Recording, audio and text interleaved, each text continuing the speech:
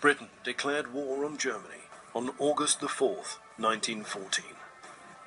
In the first few weeks of the conflict, German forces quickly advanced through Belgium and France, wiping out large sections of the British army. Defences at the front became so thin that Britain had to quickly call in reinforcements from elsewhere. In September 1914, soldiers began to arrive from India, which is present-day India, Pakistan and Bangladesh. During the course of the war, a total of 1.5 million Indian soldiers came over and fought for Britain. Amongst these 1.5 million brave soldiers, there were over 400,000 Muslim soldiers, and at least 89,000 of these Muslims were recorded as having given their lives for Britain. It is a little-known fact that 20% of all British Empire recruits were actually Muslims. In addition to the Muslim soldiers who fought for Britain, an additional 280,000 Algerians, Moroccans and Tunisians fought for the Allies, taking the total of Muslim contribution to almost 700,000 Muslim soldiers. According to military historian Gordon Corrigan, if the Indian Army hadn't arrived when it did, the Germans may well have broken through, and they may well have got to the Channel ports, and the whole history of the war may well have been very different.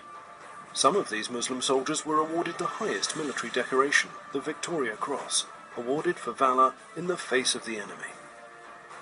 An exhibition developed by the British Muslim Heritage Centre gives an insight into the selfless sacrifice of Muslim soldiers who valiantly fought for the freedoms and privileges that we take for granted in Great Britain and Europe today. Many British Muslims today, if not most, are direct descendants of those Muslim soldiers. At a time when the Muslim community is continually in the media spotlight, with some of our society calling into question their loyalty to British values and to the British way of life, we hope that this initiative will go a long way to finding common ground. The people that have worked towards this have done so with incredible vision. So the curator, the committee, the people that have fronted it all up, secured the funding, put in the hard work, but also had the vision to see this, because this was visualised before it ever became real.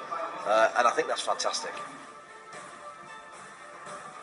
I think if people come here with their families, with their children, it will ingrain this idea in them at a young age that different groups within this country have contributed in their own way, but to a common cause. So at a familial level, essentially, if kids come here, that can increase their understanding as they grow up, and that's the kind of legacy we want to create, that people can pass this news on. I think it's a remarkable exhibition, but I think it's an exceptionally important exhibition. Not only does it commemorate what the Muslim community did during the First World War, but it's an opportunity for the wider community to see that for themselves. I don't think many people in the United Kingdom actually know or appreciate what the Muslim community's contribution was in the First World War. I'm honestly delighted. I think we're clearly proud of the fact of the Muslim contribution over 100 years, and I think the title of the project says it all.